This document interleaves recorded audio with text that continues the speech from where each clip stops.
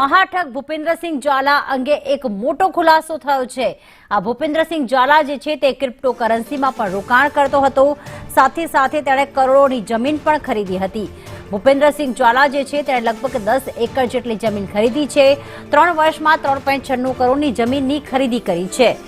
હાલમાં મહાઠગ ભૂપેન્દ્ર ઝાલા ભૂગર્ભમાં ઉતરી ગયો છે। સાબરકાંઠા અને અરવલ્લીમાં જમીનો ખરીદી હતી। 3 વર્ષમાં ઝાલાએ 10 એકરથી વધુ જમીનમાં રોકાણ કર્યું છે। ઝાલા પાસે લીંબોઈ નજીક 49.50 લાખનું ફાર્મ હાઉસ પણ છે।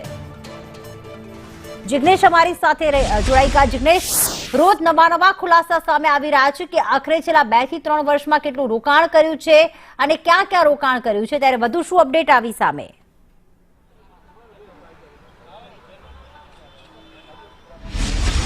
પ્રીતિ, વાત કરવામાં આવે તો છેલ્લા કેટલાક સમયથી એટલે કે જે રોકાણ કરી અને લોકોને 25% થી 30% સુધીનું વળતર આપવાના લાલચે 6000 કરોડનું ફૂલેકું ફેરવનાર મહાઠગ ભૂપેન્દ્ર ઝાલા અત્યારે ભૂગર્ભમાં છે। પરંતુ જે એક બાદ એક જે તેની માહિતી સામે આવી રહી છે તેમાં તેને અંદાજિત 4 કરોડથી વધુની સંપત્તિ છેલ્લા 3 વર્ષમાં ખરીદી છે। તેને પોતાનું ફાર્મ હાઉસ અને સાથે અંદાજિત જે 10 એકરથી વધુ જગ્યા છે જે છેલ્લા 3 વર્ષમાં પોતાના અને પોતાના પરિવારજનોના નામે ખરીદી હોવાનું સામે આવ્યું છે। બીજી તરફ ભૂપેન્દ્ર ઝાલાની જે સંપત્તિનો આખો કારોબાર છે તેમાં તેના પ્રમોશન માટે તે કેટલાક ગુજરાતી ફિલ્મોના કલાકારો તો સાથે જ રાજકીય આગેવાનો જેમ કે ધારાસભ્ય હોય કે અન્ય લોકોની પણ મદદ લેતો હતો। ભૂતકાળમાં તેમના વિડીયો પણ સામે આવી ચૂક્યા છે અને હવે જે તેની નવી મોડસ ઓપરેન્ડી સામે આવી હતી કે વધુ રોકાણ કરનારા લોકોને અથવા તો કરાવનારા એજન્ટોને તે મોંઘી દાટ ગાડીઓ આપી અને તેમનો રોલો પોતાના વિસ્તારમાં પાડતો હતો અને તેના જ આધારે વધુમાં વધુ લોકો તેની જે આ સ્કીમ છે તેમાં રોકાણ કરવા માટે જોડાતા હતા। અંદાજિત 14000 કરતા વધુ લોકો પાસેથી 6000 કરોડનું જે તેને ફૂલેકું ફેરવ્યું છે તેમાં 3000 થી વધુ એજન્ટોની સંડોવણી સામે આવી છે,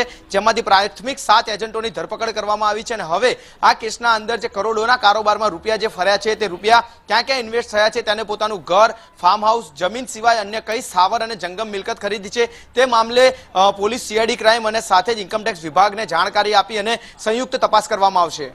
બિલકુલ, આભાર જિગ્નેશ તમામ વિગતો માટે।